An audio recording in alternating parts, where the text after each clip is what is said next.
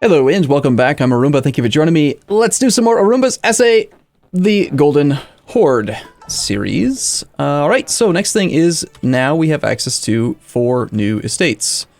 We've got the amirs, the dhimmi, the merchant guilds, and the ulema. None of them have any land, and none of the land is controlled by the tribes. So what we're going to want to do is find provinces. This is going to be potentially a long part of what we work on right now, unfortunately.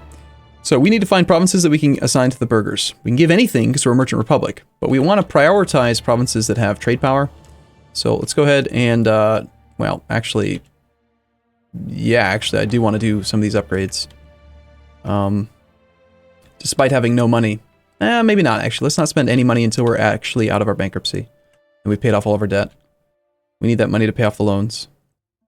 Let's just assign land to the burghers. So this land is going to go to the burghers. Basically, I'm going to go through and just grant every single trade place that I see that I can grant to my burghers. As our primary thing.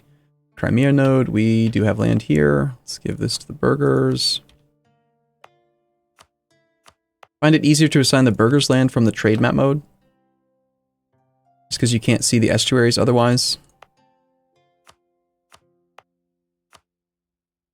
Like if you're on this screen, I mean. You know, like where are the estuaries? Can't tell. Persia we don't care about too much because we're basically giving up all of the money from Persia by collecting out of Novgorod. So let's not worry as much about the Persia assignments. This means that the burghers currently have 6.7% of land. Still not enough influence to really do our clicks.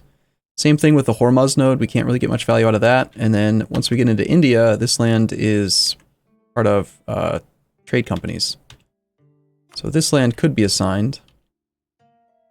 Let's do Ro to the burghers. Kabul to the burghers. Merv is not possible. Khiva. Samarkand has one that's hiding underneath the thing. We don't own this. Okay, we can assign land all the way up into there, apparently, but no trade areas. Is there one hiding in Kazan? Already did it. Okay, they still don't have enough influence, so I'd like to get them to, like... Well, this is actually technically enough. We can do lose prestige, grant monopoly charter. We can hire an advisor that we're not actually use. That gets us up to 76% influence. 75 is the sweet spot. We're gonna immediately just demand these monarch points, and then why don't we just get like a fat contribution?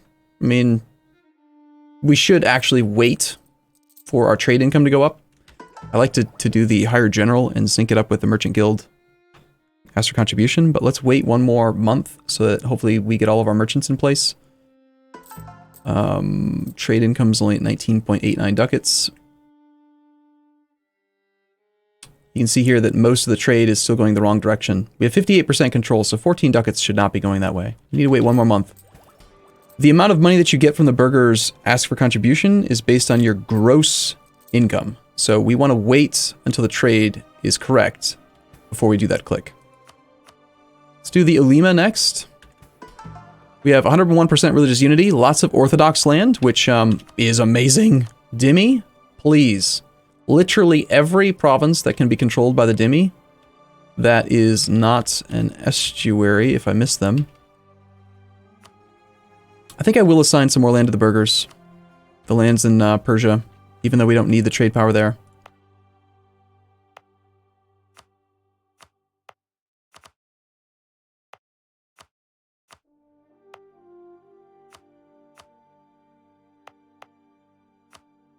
It's not going to make them too influential.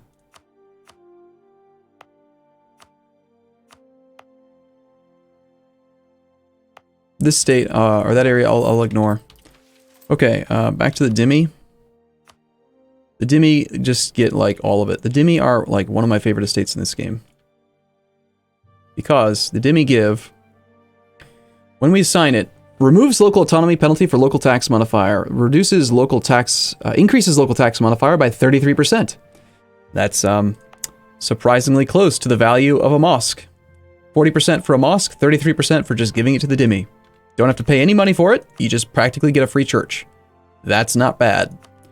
On top of that, local religious unity contribution minus 50. So it's going to give you religious unity that way, but then also if you can get the dhimmi influential enough, then they give you tolerance of heathens and heretics. So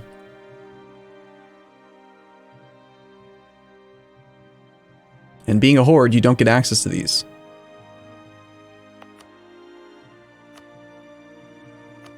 Okay, so the dhimmi have, I believe, every province that they can have, except for that one. And you know what? We did have that one extra state slot. Why don't we find a province that is not our religion? Sorry, a state. Preferably where we've already got the cores.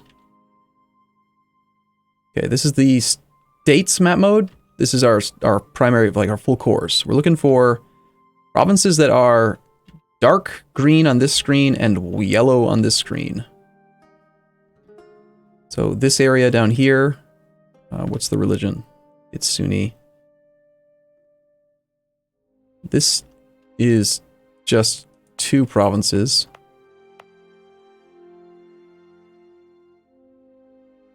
There's a lot down here, but they're all Sunni. There's that province, but that's only 5.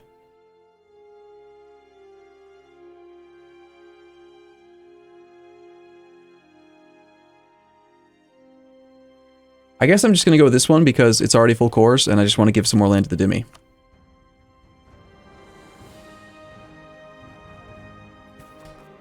Okay, the dhimmi are currently loyal, but their influence isn't super high. We could tax them for some cash, but I'd rather just keep them loyal for now. Next is the amirs. We're going to go through and try to find some grain provinces to grant them. We want to get their influence up to about 30%. That's where we need it as a floor so we can do all the interactions with them. Grain is the highest priority for nobles because grain increases local... increases force limit from the province by 0.5. So this province, 77% autonomy with 8 development, is giving us the full 1.3 force limit. Let's find one before I've assigned it, and you'll be able to see the difference more clearly. You know what might be easier? It's just using the trade goods map mode to find grain.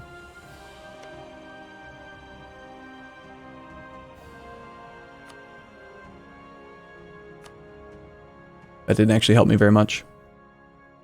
Grain. I granted a lot of grain provinces to the dhimmi, but the dhimmi are more important than the burghers, or sorry, the nobles, so that's fine. Beyond that, you want to go, if you don't have enough grain provinces, you want to give them like the lowest possible trade value provinces, like livestock, or wool is pretty trash. It's only worth 2.25 compared to everything else. And of course, you want to assign provinces with high autonomy over low autonomy, but that's kind of not that big of a deal right now. There's got to be some more grain. Here's grain. Ah, here we go. 72.9% autonomy here. So this province has only 0.27 force limit. Well, how about we give it to the amirs and instead we have 1 force limit? That sounds pretty good. Extra 0.75 force limit roughly for no reason? Sure. We'll take it. Here's some grain. 24% influence. I'm just going to start assigning them some wool and stuff now. Higher autonomy provinces. Fish are also pretty trash. But sometimes fish makes sense. If you actually need sailors, you want to give that to the burghers.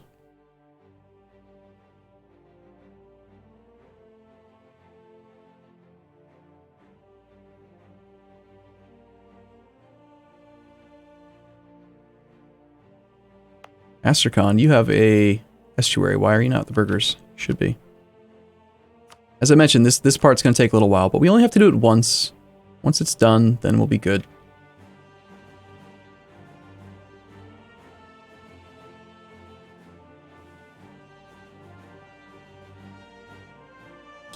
Naval supplies are plus 0.5 naval force limit. I'd rather not assign that to the nobles.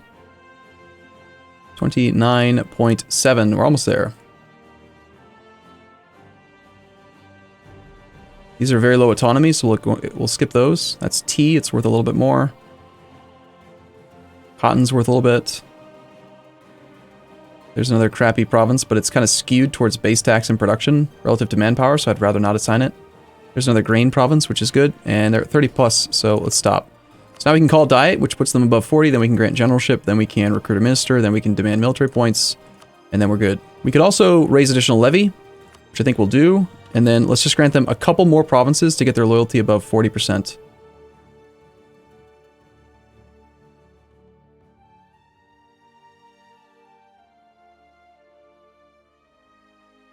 Fur is worth 3.5. We don't want to do that. Obviously, never a gold mine.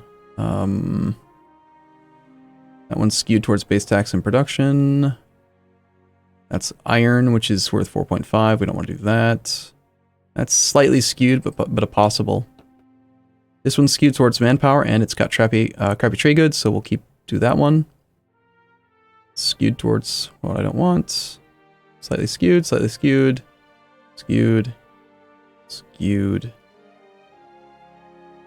And if we have to, I'll just grant the skewed ones, but paper's worth 3.5. Silk is a very good trade good. You never want to assign that to the nobles. This one's very low autonomy, but I'll give it to the nobles anyway. Grain.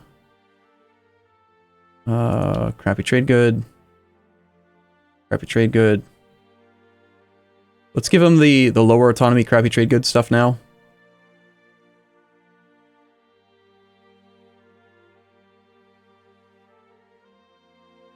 And now they're at 40%, so they're no longer going to be disloyal. Finally, the last estate then is going to be the Ulema. And we want to prioritize provinces that are not good trade goods and that are skewed towards base tax and have high autonomy. So a province like this is crappy trade good. The manpower we're going to miss out on, but that's okay. It's got 12 base tax versus 8 production, so it's going to be a great province for the Ulema. This one is crappy trade good, so it's good for the Ulema to have. We could also take a moment and like try to assign them to provinces that we want to convert, but as a Sunni nation, I would usually just give that to the dhimmi. That's skewed towards base tax, crappy trade good. All the stuff that was skewed towards base tax that we didn't give to the nobles is now going to go to the clergy. That's a high value trade good, but it's okay. And again, we want to get these guys not too much land, about 30 to 40% base influence before we do the clicks. That's good enough for now. Let's go ahead and do seek support, and then we will... we don't want to recruit an Inquisitor because that'll piss off the dhimmi. Let's just recruit a Minister, even though we're not going to want to use him. You know what? Actually, no. I think we do want to use him. Let's grant even more land to the Ulema. This is a situation where I think it makes sense. We're going to push the Ulema's influence very high via land grants.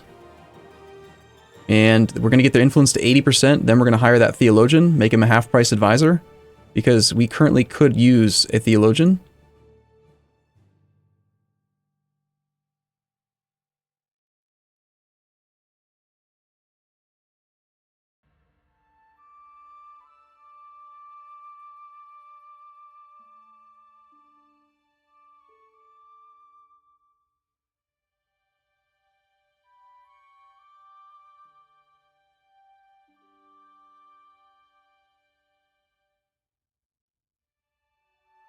%.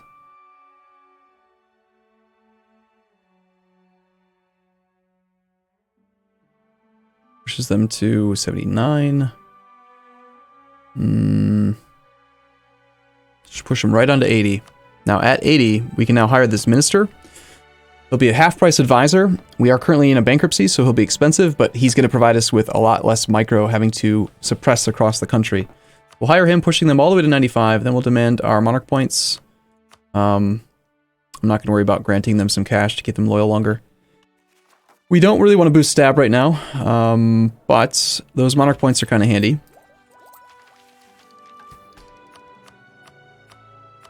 And I wanted to wait 1 month on this click, but I'll forget if I don't do it now, so let's just do it now. Okay, so let's go ahead and hire that half-price guy. Theologian, National Unrest, level 3, 14.5 ducats a month. He's real expensive. That is him, right? It must be. I wish he was like a half price level 1, but we need him right now. He's going to help out tremendously, so we'll temporarily pay for that. Okay, let's process another month. Okay, we got our mercs popping out. Let's have them all go to here.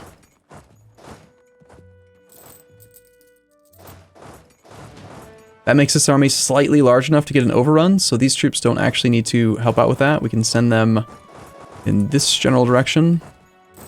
And then these guys are kamikaze. They're just going to go onto provinces that are currently being occupied adjacent to enemy rebels.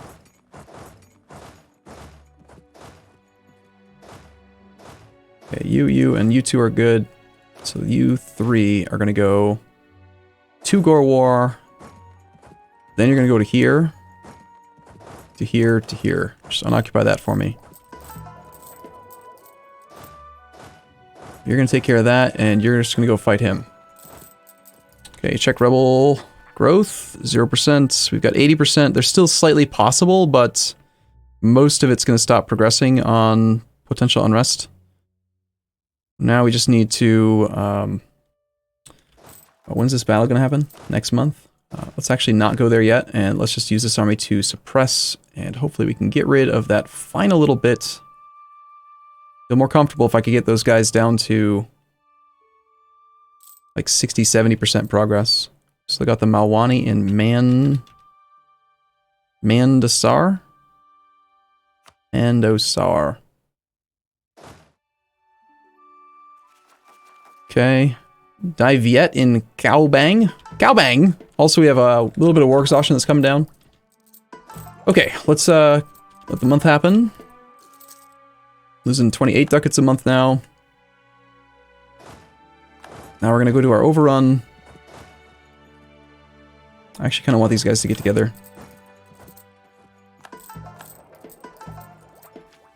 Fighting rebels while bankrupt is not always smart, but whatever. We're at 6 out of 4 relations. We don't really need the admiral. Let's fire one of the guys we just hired from the estates.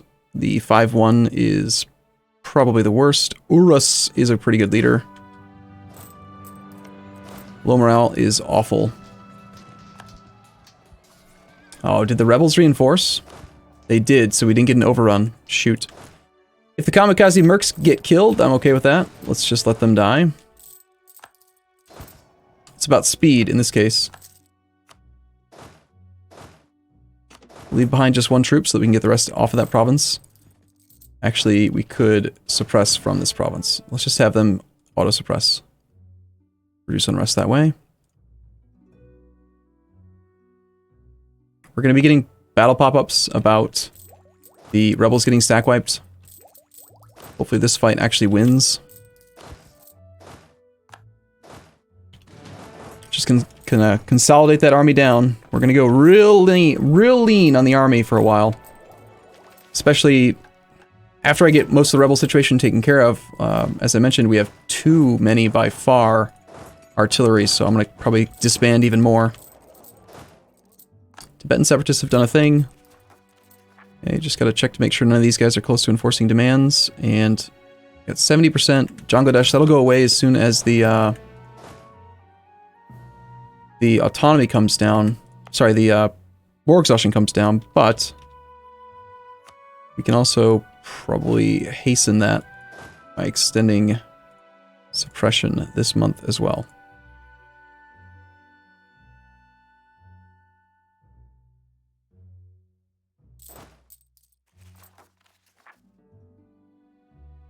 Patna. It's very hard to see some of the very, very slight color differences.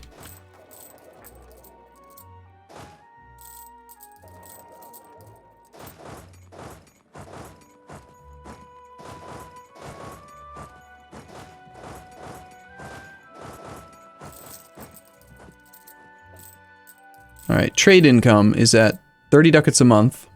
Just for reference, let me go check the file. We were only making 20.78 ducats in trade, so we're making only 10 ducats more. I feel like we could still be doing better. Let's take a look through trade one more time. Astrakhan, we're steering 58% control. We're losing 5 ducats that way. We're missing out on the Persia income. Depending on the competition in Novgorod, yeah, we're losing 15 ducats. I don't think we can afford to not have the multiple transfer bonuses here. But having the merchant here is giving us 10% on the base collection. So we're getting 21.07 from the trade node. Having the merchant present gives 10% of 21.07. So 2.1 ducats is what we're making by having the merchant there. We're losing potentially more than that in some of these other nodes. Like here, there's 8 ducats going the wrong way. 8 is more than 2, so let's take the merchant that is in Novgorod and have him go protect trade here. We're now going to lose 2 ducats here, but ultimately there will hopefully be more than that in the node, and then we end up with overall higher collection. Plus, we end up with a slightly higher trade power multiplier because we're going to have an extra merchant transferring in another location. Of course, having a merchant present also gives you the 5% bonus, so it's only 5% more trade power, but hopefully you followed me on why all that makes sense. This navy, I think we actually want to have leave there and come protect in Novgorod. It's going to take at least 2 months to get that other merchant over to here, so we won't be able to check the check to see what the change in income is for quite a while. Let's have these guys all head to Baglana for now. I'm going to hire a merc twice there to try to rush down in here and unoccupy those. Also got these rebels, and then this army retreated. We're close to the end of the bankruptcy, so rather than try to fight any of the stacks, I'm going to wait like 3 or 4 months. So let's just... are those even our rebels? They are, but they're in Delhi now. Let's wait till the bankruptcy's over before we do any more battles. Playing the courts. The Lima gain loyalty, and we move towards legalism. Local goods produced modifier in Luristan. We want lots and lots and lots of legalism because that gives taxes, manpower, tech cost. So of course we'll take that. And with all that being said, I'm going to take a break here because it's already been 20 minutes. My God. Like I said, there's no way I could do this in one episode, so... Alright, I'll see you guys in the next episode. Let's take one last quick check on our current situation compared to when we got the file.